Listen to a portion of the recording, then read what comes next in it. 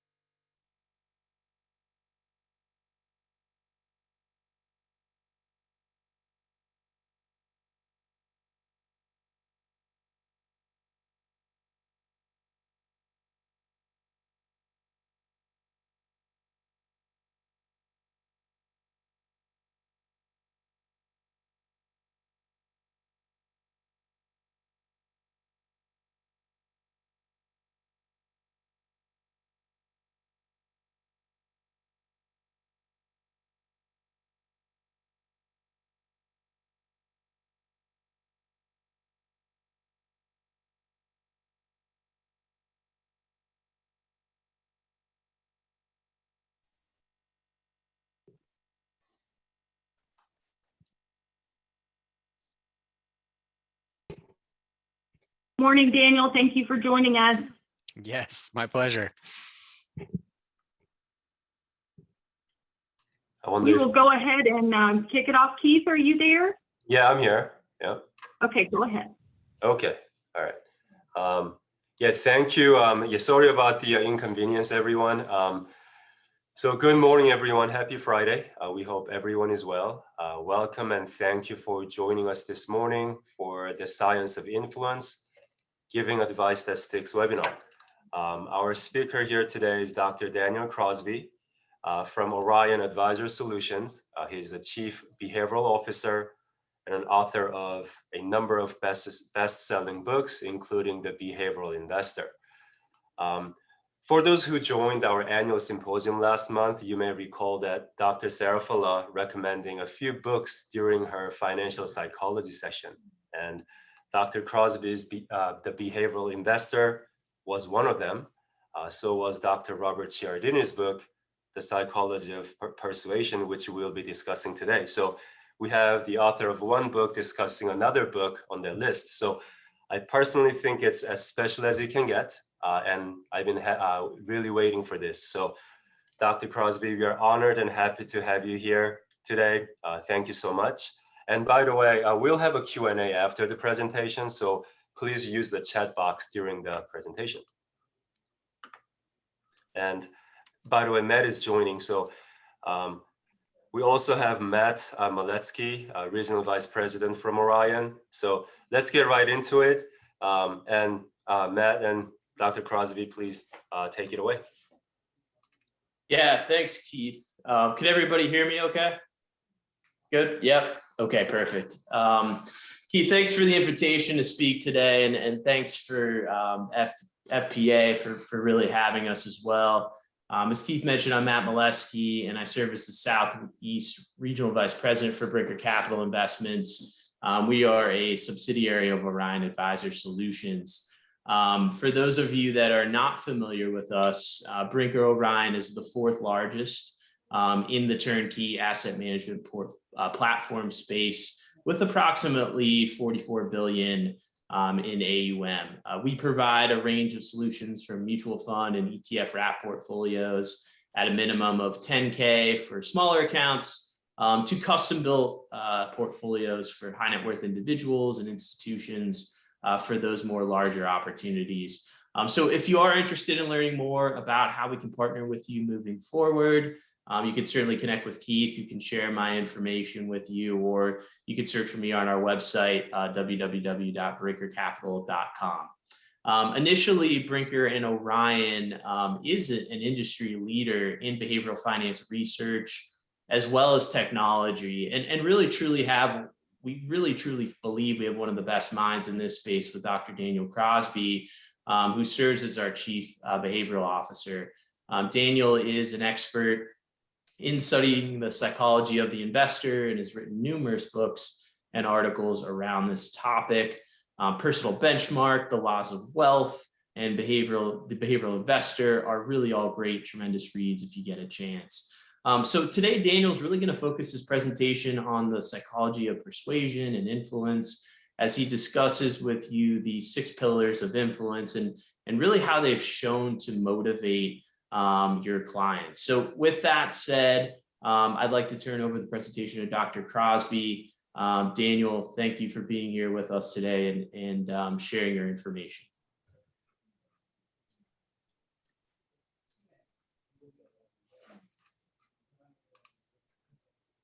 Still on mute, Daniel.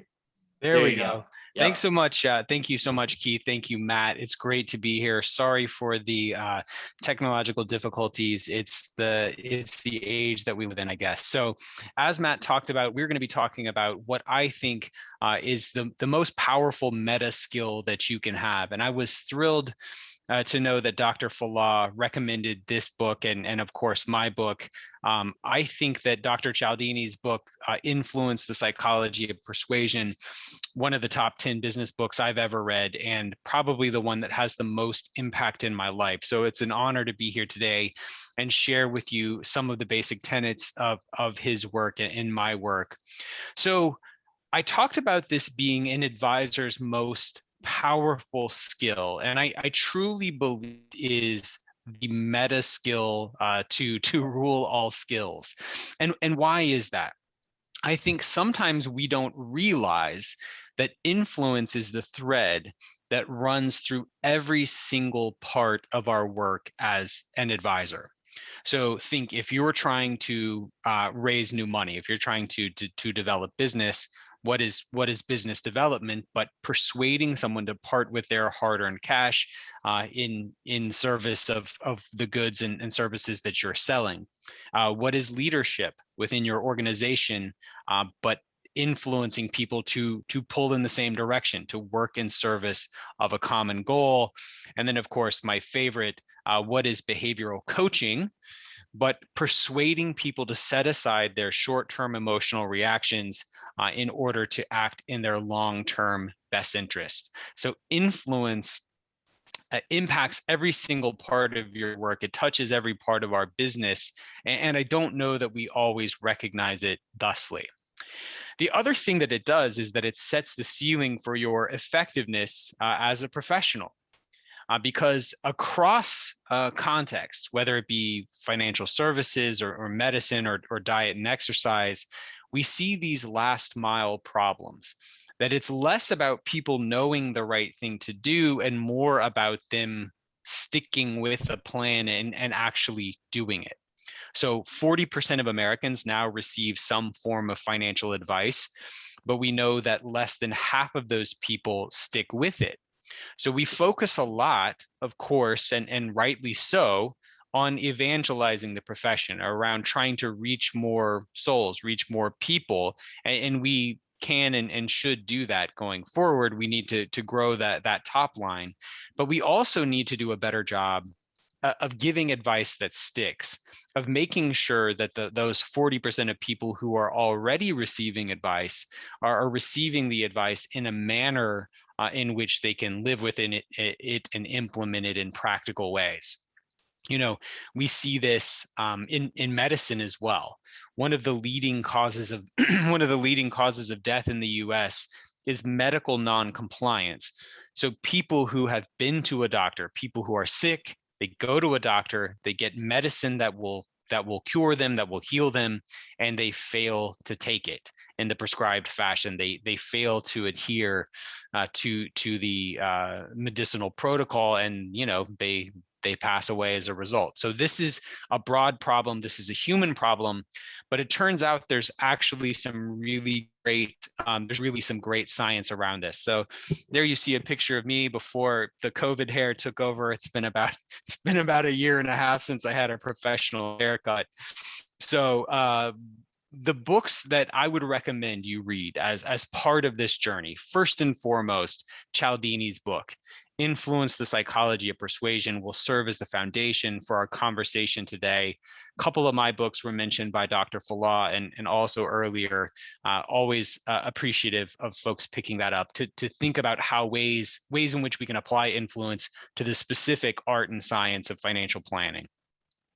So Cialdini, in his research around influence, found 6 things that are predictive of whether people will do what we ask them to do or not. And these 6 pillars, he sometimes refers to them as weapons. I'll probably use those 2 words interchangeably today. These 6 pillars of influence are as follows. First, reciprocity. We know that clients return good for good and bad for bad. This is a human tendency. We all have ledgers sort of in our mind of who we owe and who owes us, and we operate accordingly. Next, we have scarcity. Clients are motivated by exclusivity. They want to work with someone who has a niche, someone who has a specialty, and we need to be able to answer the question, what can my clients get from me that they can get nowhere else? Third, very appropriately and not surprisingly, when people are turning over their hard-earned life savings to a professional, they want to know that professional knows what the heck they are talking about. So we want to work with people who are authorities in their field, and we're going to talk about what that looks like. Fourth, I think this is perhaps the most neglected piece of the pie. People want to make and keep commitments. And this is going to be all about how behavioral change happens incrementally and how we can expose clients to a series of gradations, like a series of increasingly difficult goals to help them on the path to behavior change. Fifth is consensus. This is peer pressure, effectively. This is social proof. We look at others when we're making decisions. That can be used, that tendency can be used to herd into GameStop and AMC, but conversely, it can be also used for a benefit. So we're going to talk about sort of righteous applications of peer pressure today. And then finally, we have liking. We do business with people who we like, and we like people who are like us. So let's talk about each of these 6 in turn now and go a little deeper and talk about some practical applications. So first we have reciprocity, which is this tendency to return like for like.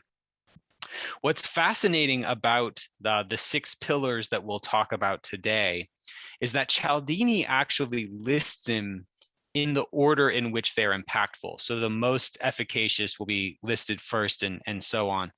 So reciprocity is the biggest thing we can do if we want our clients to follow our own advice.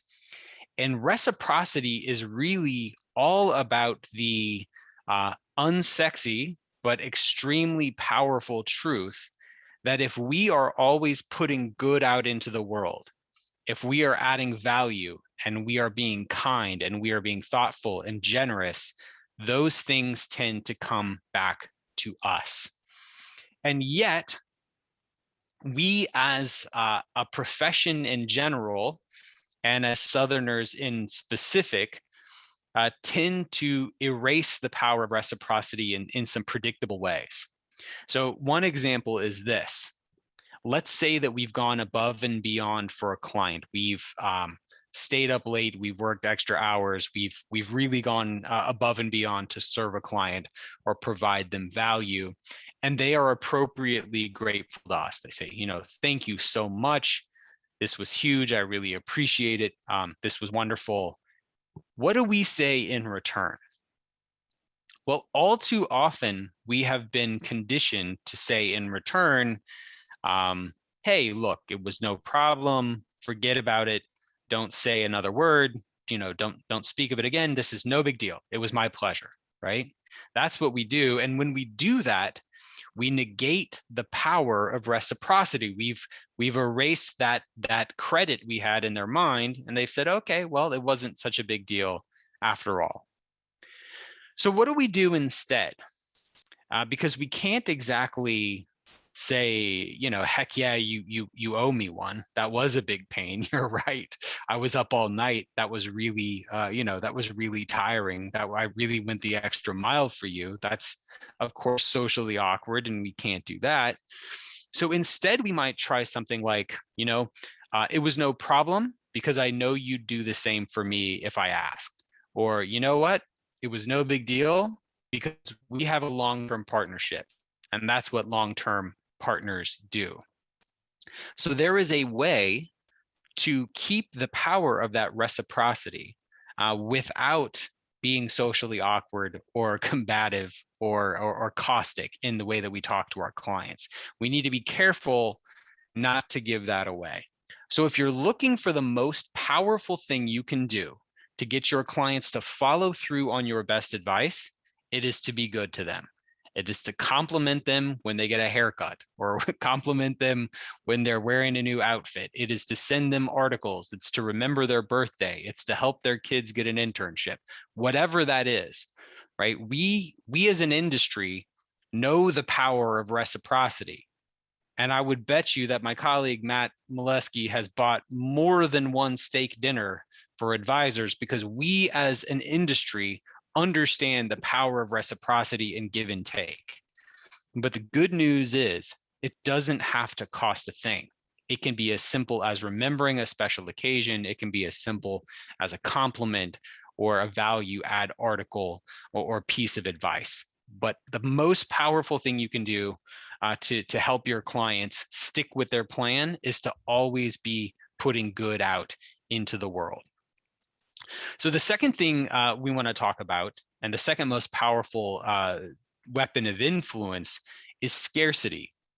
Groucho Marx famously said that he would never want to belong to any club that would have him. And there's a lot of truth in that humorous quip, because we as a human race are motivated to be parts of groups that are exclusive or one of a kind. We're motivated by this. And nowhere is this more apparent, of course, than with diamonds, right? Purchasing a diamond, which I did many years ago when I got married, and I'm glad I'll never have to do that again. Because the two diamonds that you see here, one of them is real, and one of them is a CZ. One of them is worth hundreds of dollars. One of them is worth hundreds of thousands of dollars. And to the naked eye, they are nearly indistinguishable from one another. And yet we value the one as extremely valuable because of the confluence of events, the heat, the pressure, the time, the perfect combination of conditions that are required to make that real diamond, make it scarce, whereas a synthetic diamond is, of course, easy to recreate and thus less valuable. So you probably can't tell the two diamonds apart. The one on the left is the fake. So I bet no more than half of you got that right. But that shows you the power of scarcity in the human mind. Now, You see scarcity attempted, attempts to leverage scarcity on things like infomercials. Like if you've ever if you've ever had a hard time going to sleep, or you get up too early and you find yourself watching a vacuum commercial or a blender commercial or something, you see them sort of ham-handedly leveraging the power of scarcity, saying things like, hurry, call now. There's the little countdown clock, limited supplies. You see this. I went to book a hotel recently. You're going to book a hotel and it says, hurry, act now. There's only 4 rooms left at this price. We aren't able to do that in any meaningful way, right? When we're sitting down with a prospective client, we can't exactly say to them, look, I've only got, you've got 10 minutes. Do I get your money or not, right? These things are sort of corny. They don't work in our profession. But what does work is to leverage this power of scarcity in a different way. And the way that we leverage it is by answering the question, what can my clients get from me that they can get nowhere else? Because the fact is, I know everyone thinks that their baby is beautiful, right? Everyone thinks that their practice, that their business is special. But the fact is that there are 300,000 other people out there in the US providing similar services to yours, and they all think their babies are just as beautiful as yours. There are 300,000 alternatives that your clients have if they want to work with someone who can give them good advice, help them diversify their assets, and make good decisions, right? So what is it that you are going to provide them that they can get nowhere else? Is it unique investment product? Is it specialized planning? Is it skill as a behavioral coach? Is it a deep understanding of the particulars of their industry or even their organization, their company, and their retirement plans? Is it deep insights into employee stock options? Whatever it is, right? It doesn't matter what it is, but you need to be able to articulate what clients can get from you that they can get nowhere else. And it is my experience that most professionals in our business can't do this in a meaningful way. They'll say something like fiduciary advice, objective advice. There's 300,000 other people saying the same thing. So if you can't say this definitively, I would challenge you to give this some thought, because this is a powerful, powerful motivator of human behavior and human emotion. The other thing that we're going to talk about is leveraging scarcity in our sales pitches and in our appeals, because we know from the behavioral finance literature that we are 2.5 times as motivated to avoid a loss as we are motivated to secure a gain. We know that losses hurt more than gains feel good. You know that every time when the market's up 20%, you don't get a lot of calls, you don't get a lot of fruit baskets, a lot of holiday presents. But when the market's down 20%, you probably get a lot more calls. That's just human nature. Losses loom larger than gains. And we understand this when it comes to the management of money, but we don't always understand it from a positioning perspective. If we're trying to tell a client why they ought to work with us or why they ought to follow our advice, a lot of times we focus on the positives because our moms and dads raised us that if you don't have something nice to say, that you shouldn't say anything at all, right? So we try and keep it upbeat. We try and keep it positive. I hope you'll work with me because ABC good thing will happen if you do. Or here's my advice. I hope you follow it because XYZ good thing will happen if you do. That's okay. That's a start, but we need to give equal exposure to downside risk. What happens to someone if they don't choose to work with you? What are the dangers of passing up that opportunity? What are the dangers of not heeding your advice to stay the course and stay invested in March of 2020 when these folks are losing their minds? This is what we need to do. We need to give equal positioning, at least equal positioning, to positive and negative considerations when making a persuasive appeal, whether it's a sales pitch or just the provision of everyday financial advice. We need to give at least equal coverage to upside and downside considerations, because that's what moves the needle on human behavior. So next is authority. The third pillar is authority. Your clients want to know that you know what you're talking about, right? So if you were in front of me, I'd ask you how many of you work in teams. Hopefully it's many of you. And teams make it nice. Teams make it nice to build up authority, right? Teams make it nice to build up authority because it's much easier that way, right? There's a reason why Matt and Keith introduced me rather than me introducing myself, right? Because if I had gotten on here and said, hey, here's why you should listen to me, here's my professional and my educational attainments, you would have been like, who is this guy?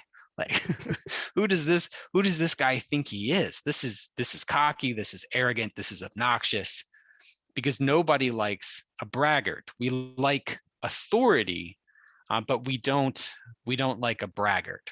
So if you work in a group, the most powerful thing you can do to build up your authority is to actually build up the authority of the people around you.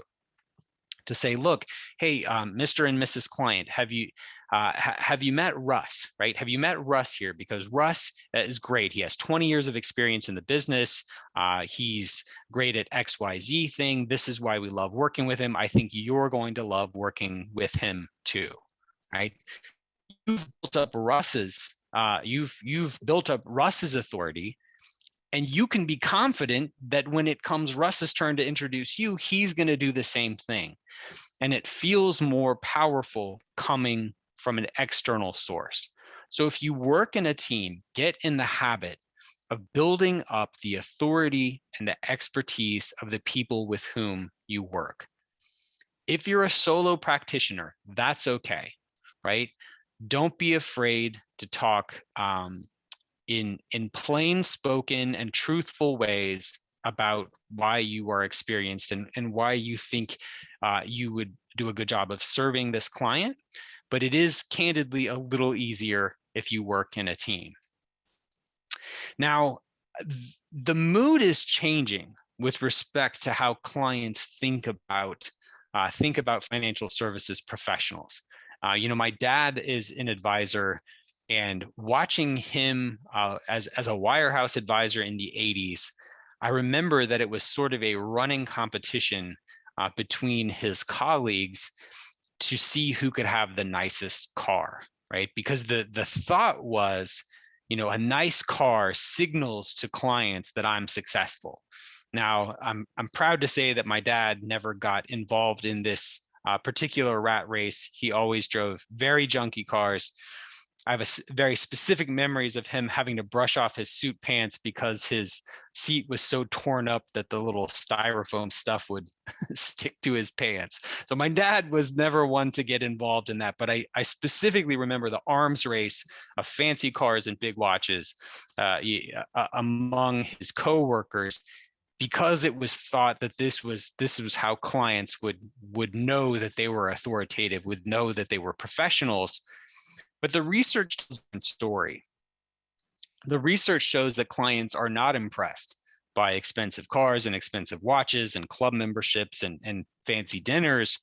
What they want is years of experience and letters behind your name. They want to see that CFP, they want to see that CFA, they want to see that MBA, and they want you to have some time in the business. This is what matters to clients. So if you've got those things, share them with your clients. Tell them what you are doing to sharpen the saw. Tell them what you are doing. Tell them that you're coming to things like this, right? I am preaching to the converted here. You're here, right before lunch listening to a CE presentation when you could be doing something else, working on your business. So don't be afraid to share that with your clients and talk about the ways in which you are a perpetual learner.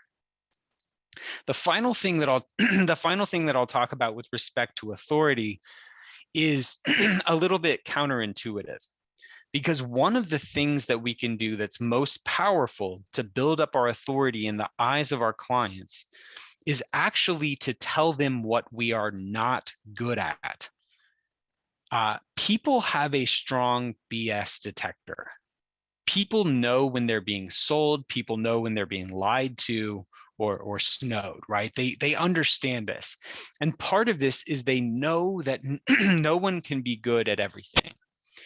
No one human being is going to be good, equally good at the provision of every single service in financial services. So people understand this. So let's say a client comes to you looking for an estate plan, and that is not your area of expertise. You should say to them, you know what? Estate plans are not my strong suit, but you're in luck because I know a great estate planning attorney, I know a great estate planning practice. I'm going to refer you to them. And then for all your investment and planning needs, I'm your guy, I'm your gal, right? What we can do to build authority in the minds of our clients is be honest about what we don't do, and then follow that up quickly with what we do very well. We're honest about our shortcomings or our deficits, and we're equally honest about our strengths. That is the way you have a client for life. That is the way you become a real authority figure in their mind, rather than trying to be the cheesecake factory of financial advice and pretending that you do everything well. The fourth piece is consistency and commitment. And this is the fact that behavior change happens slowly and incrementally by making a series of smaller and smaller increasingly large commitments. The original research on this is fascinating. It was done on a group of California housewives about 70 years ago. And they found that they divided these stay-at-home moms into two groups. The first group they called and said, hello, Mrs. Crosby, we would like to send a team of men to your house to look through your cleaning products and determine which ones you use. And we're going to do this ethnography and this sort of boots on the ground study on how you use household cleaners. Would that be okay?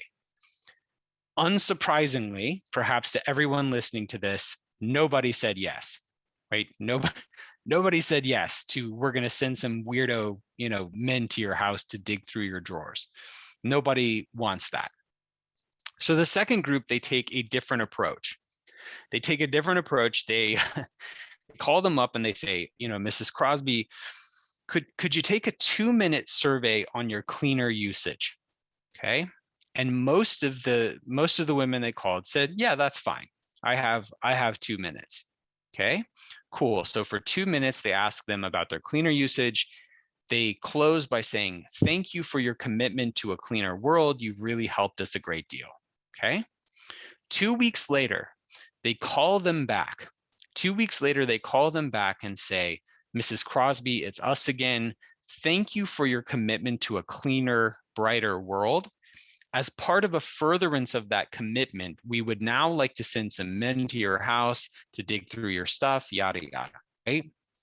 The majority of the women in the second group said yes. Almost all of the women in the second group said yes, because this big, obnoxious, difficult commitment was couched as an extension of a smaller, easier commitment. What's the takeaway here for us? A lot of times when we're working with a client, we see the end from the beginning. We know where they need to go.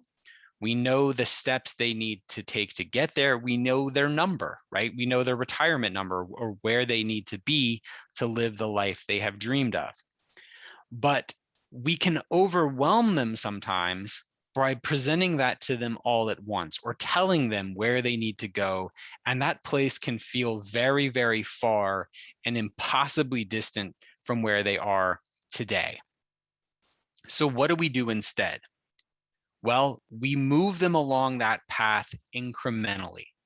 The first ask we make of them should be infinitesimally small.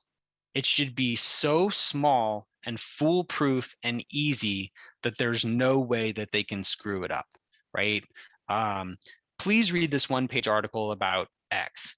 Why don't you come to this dinner where we're going to be talking about Y? Something super, super easy. Once they've completed that first task, we then compliment them profusely. We thank them for their efforts, and we give them something that's just 10% harder. We give them that next step that moves them along the path to financial freedom, to financial progress, but doesn't overwhelm them. The other thing that we can do is that we can help emphasize the two-way nature of the financial planning process by using what I call a behavioral policy statement. Now, many, if not all of you, probably have investment policy statements, which is a written document that says the rules and best practices that you will adhere to in the management of your client's wealth. Like, here's what I'm going to do. Here's what I'm going to do to make sure that you get where you need to go.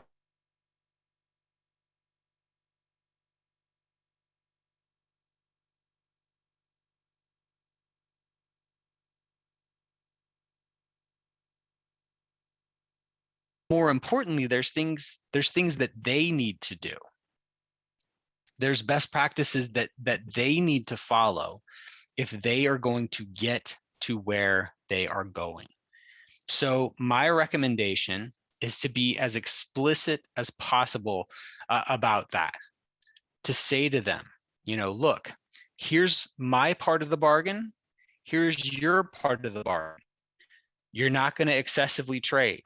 You're not going to watch, catastrophic financial news on the TV. You're not going to compare yourself to the Joneses. Whatever that looks like for you, you're going to create that the behavioral policy statement for your clients and have them understand that it's a two-way street. Now, I'm going to the Braves game tonight. I'm a big Cardinals fan. The Braves are my second favorite team, but I'm a third generation Cardinals fan. And so I'm excited to go with my son and my father tonight to the game. And hopefully we can get more than the 3 hits we got last night. But a while back, I went to a Braves game and I saw something fascinating. I saw a tent there. I believe it was Budweiser, some sort of beer tent there. And there were a bunch of young people there, like college age young people, handing out little flyers that said, "I promise not to drink and drive." Now, they were having these people sign these commitments not to drink and drive because they were part of a University of Georgia psychology group that was familiar with this research on pre-commitment. Now, what's fascinating is if you sign a pledge not to drink and drive, right, there's no teeth to that. You don't get in more trouble like if you promised and then you drive drunk, right? There's no teeth to it. There's no sort of enforcement to it. It's simply the fact that people like to make and keep commitments, and people are about 3 times less likely to drive drunk if they have promised a random undergrad from UGA that they won't.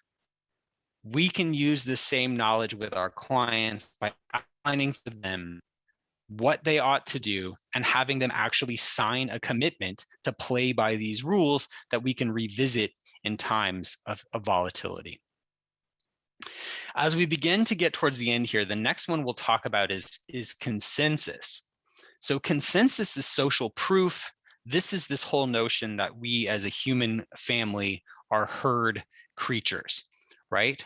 Herd creatures. We know this. We see this all the time with a host of market phenomena right now, everything from GameStop to AMC to whatever is the meme stock du jour. But we can actually use this for our benefit as well. So how do we use this to our benefit? Last week, I took my first work trip in whatever, 15 or 16 months, and I stayed in a hotel. I stayed in a hotel, a lovely hotel in Nashville. When I stayed in this hotel, I got the placard that we all get when we go to a hotel now. And it's right by your towels. And it says, you know, hey, welcome to the Marriott. Please help us save the earth by reusing your towels. Well, I don't know about you, but when I am staying in a hotel, one of my favorite things to do is use every single towel possible. I'm paying good money for that hotel. I want the fluffiest, nicest, neatest, best smelling towel around. And so I use 3 times more towels in a hotel than I normally would at home. And of course, there are environmental implications for that. And you know, cynically, there are also financial impacts to the hotel for people like me using so many towels. So what do we find when the hotel makes a simple request? When the hotel makes a simple request, hey, please reuse your towels, 16% of people comply because 84% of people are like me and they want to live like, you know, a middle-aged rock star when they go to a hotel. But we find something incredible happens when we involve social proof in that equation. Because if the placard says something like, please join your fellow guests in our reuse and recycle program, a majority of your fellow guests who stay in this room have chosen to reuse their towels, we hope you'll do the same thing. Compliance with that request more than triples when you mention other people. Now, what's fascinating to me about this study is you are there in a foreign place, presumably all by yourself in the most private place around. You are as isolated from the influence of other people as you could possibly be. And yet the mention of what other people are doing triples your likelihood to be persuaded. So how can we as professionals use the idea of other people to influence behavior? Well, it really comes down to citing our sources. When we were helping our advisors in March of 2020, when we were trying to give them ammunition to speak to their clients, who many of whom were panicked, what we did is we drew on the evidence. Some of the evidence went like this. We know that in the 21st century, there have been a handful of pandemics. We had swine flu, we had SARS, we had MERS, we had Ebola. And what's fascinating and unexpected is that every single time there has been a pandemic in the 21st century, the market performance that year has been exceptional. The lowest return ever in a pandemic year was 11%. The highest return was 27%. And sure enough, our performance last year was kind of in the mid-range of those two numbers. So that's unexpected, but it's based on truth. It's based on research. We shared that with our clients and we cited our sources. We also looked at research done by Meyer-Statman that looked at trading behavior across 19 different countries. And it found that the more someone traded, the more they meddled with their portfolio, the worse they did. And that finding held true across genders, across time periods, and across countries. So that was another piece of information we shared with them and cited our sources. We also cited just quotes right? Quotes from people like John Templeton and Warren Buffett, respected investors who talked about the power of staying the course. And we had this whole presentation. And as a result, we had really great numbers of people staying the course, and they were rewarded accordingly. So this is doing the same thing the hotel towel study did. It's simply saying, this isn't just my idea, right? This isn't just something I'm telling you selfishly because I get paid, because you do business with me. This is a best practice, and institutions agree, experts agree, your friends and neighbors agree, people you've heard of like Warren Buffett agree. And this is all a form of peer pressure. It's a form of positive peer pressure that's helping them make a decision based on what other smart people are doing. So finally, we have liking. We know that clients want to do business with people that they like. And who do we like? Well, we like people who are like us. So one of the most powerful things that I've seen in my work at Brinker and Orion is advisors who have built practices around affinity groups.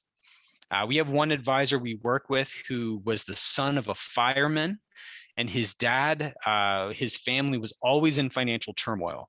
And so he committed that when he grew up, he was going to become an advisor, and he was going to help first responders make great financial decisions. And indeed, that is what he has done. He has created a practice that serves first responders, police, fire, EMT, and that's what he does. He helps people like him avoid the path that his family went down. We have a second group that works exclusively with yoga enthusiasts, both yoga teachers and yoga students. That's their whole practice. If you don't like yoga, you can't join. We have another friend that we work with who works specifically with defense contractors. All of these people have built their practice around liking, and the results are spectacular when they try and work with like-minded professionals. But say we don't want to go that far, and we're just interested in being likable for the diverse group of people that we serve. Well, there's a couple of things that make us likable very consistently. We like people who are good looking. And if you're not model good looking, then we also like people who are well dressed, well put together, and clean, right? The psychological definition of attractiveness leaves a lot of leeway for you not to be the best looking person around, as long as you look put together. We like people who pay us compliments. We like people who build us up. So are you building your clients up? Are you using that reciprocity? We like people who make us laugh. And then here's the most ignored one. We like people with whom we share a common struggle. Don't be afraid to talk to your clients about your own financial struggles, about your difficulties with your kids, with whatever it is, right? It makes you relatable. It makes you easy to connect with. And we really like people with whom we share a common struggle. So we know we like to do business with people who are like us. So if you see similarities in a client or a prospect, if you went to the same college, you like the same sports team, you have a similar family structure, go to the same church, whatever, right? Whatever those similarities are, note them and build upon them. Build upon those points of connection. But even if you meet someone with whom you ostensibly have very little in common, you can still engage that liking impulse by just taking an interest in the things that they like. Every single one of us wants to talk about our passion, wants to talk about our kids and our hobbies and our families and our interests. So find out what they are. And even if you know nothing about them, don't pretend to know something you don't, but definitely take an interest. So in closing here, let me say this. The work you do is powerful. I've done a great deal of research into why people ought to work with a financial professional, and the research is unequivocal that people who do are happier, they're better prepared, they're wealthier, and they sleep better at night. The impact of your work is holistic. It doesn't just impact dollars and cents. It impacts the way that people feel about themselves and the quality of their lives in a pervasive and powerful way. But your power to do that good, your power to elicit those positive impacts I just talked about, has a ceiling on it, and that ceiling is your efficacy as a persuader, as an influencer. So challenge to you in closing here is this. Think about these 6 things that we've talked about today, and I'm happy to share my slides, right? I'm happy to share my slides, and you can, sort of review these things. Think about the area in which you are weakest, and over the next two weeks to a month, make a specific plan and a commitment to work on that area at which you are weakest. It might be showcasing your authority. It might be citing your sources and taking this evidence-based social proof perspective to persuading your clients. It might simply be being kinder and putting more reciprocity out into the world. But whatever it is, I can promise you that as you do these things, you will have more capacity to do the good that you're positioned to do in the world. So thank you so much for being here and for tuning in today. It's been a real treat.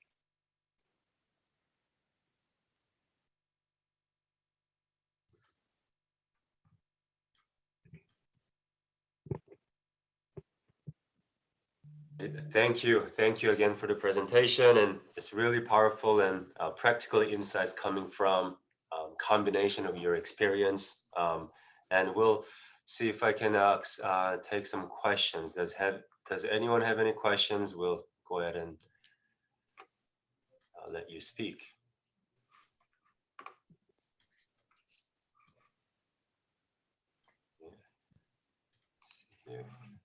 Because I can start with one. Dr. Crosby, you talked about teamwork and how that can be more efficient for like recruiting purposes or teamwork purposes. Can you think of any like professions, because financial advising profession, there are a lot of career changers. Can you think of any particular professions or professional professions that are kind of trained in this type of behavioral science and psychology?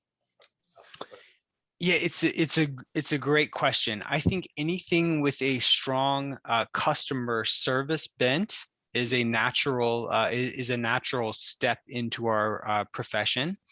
I think anything where there is a collaborative element, I think it's no surprise why so many people who play team sports end up in finance, because there's that collaborative effort. And I think anywhere where there's a strong sort of tie to the social sciences, I think we're going to see more and more people stepping over from things like social work and psychology and therapy. So anything where you have a need to serve people, to understand people, or to work together as a team, I think all of those things lend themselves nicely to success in our industry. Thank you.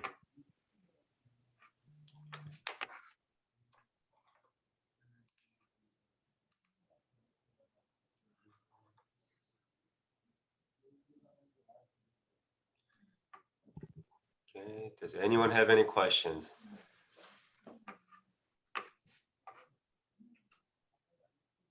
Okay, I guess I'll ask one more. You said you talked about liking and how we can feel free to share our struggles and things like that. I heard it from someone where if somebody share their sad stories, then it might not be the best idea to kind of respond with your own sad stories. Any thoughts on how to respond, just like in kind of like the same context of how to respond to those compliments and thank yous? So it's a great question, because it's a fine line that we walk between being self-disclosing and authentic and then making it about us, right? So I remember a few years ago, my sister-in-law passed away. And so when my wife would talk to, when people would learn that my wife's sister had died, they would often say, well, I had someone who died too, and at a young age, and they would sort of launch into their own story to the point that it was no longer about my wife's sort of visceral, fresh hurt at losing her sister, right? But there were other times when people briefly brought it up as a segue to turn the conversation back to her, right? So I think we have to keep this track running in our mind of, is this about the client's needs or is this about our needs? Because we know two things. We know that people want to be let into our lives. They want to know who we are. They want to feel of our authenticity and our true character and know something about the person they're working closely with. But they also don't come to you and pay you money to be your therapist. So I think we have to walk that line and make sure that we're being candid and straightforward with our clients without making it about us or our own needs. And it's admittedly an imperfect line and a fine line to walk, but I think that has to be sort of the tape that's running in our mind is this about me or is this about them? Makes sense. Thank you. Okay. Okay. Yeah, let's see. Okay, so we have one question answered. So we will be able to share this presentation deck. Great. Thank you. And we are running out of time. And I'll give you the last words, Matt. How can advisors, find you? Is there any other resources you guys can share? Yeah, absolutely. So I think definitely going to either Brinker's website, so brinkercapital.com, and also going to Orion's website as well. You can certainly get any information on how to work with us, either on my side, on the investment side, but then also diving in more on the behavioral finance side and psychology side with Daniel. And I believe, Daniel, do you guys now have a dedicated website on the Orion side where advisors can go to for some information more on your studies and research? Yeah, two things I'd recommend. First of all, selfishly, I have a podcast called Standard Deviations. Standard Deviations is every week we talk with industry experts about how to practically apply behavioral finance to your work. So if this is of interest, go check out Standard Deviations. With reference to what Matt was talking about, it's Orion. Let's see if I can get this. Orion.com/behavioral-finance. And so yesterday, we rolled out a new risk product that measures behavior as a sort of a third rail of risk. Super excited about it, and working hard to give advisors greater insights into their clients' minds.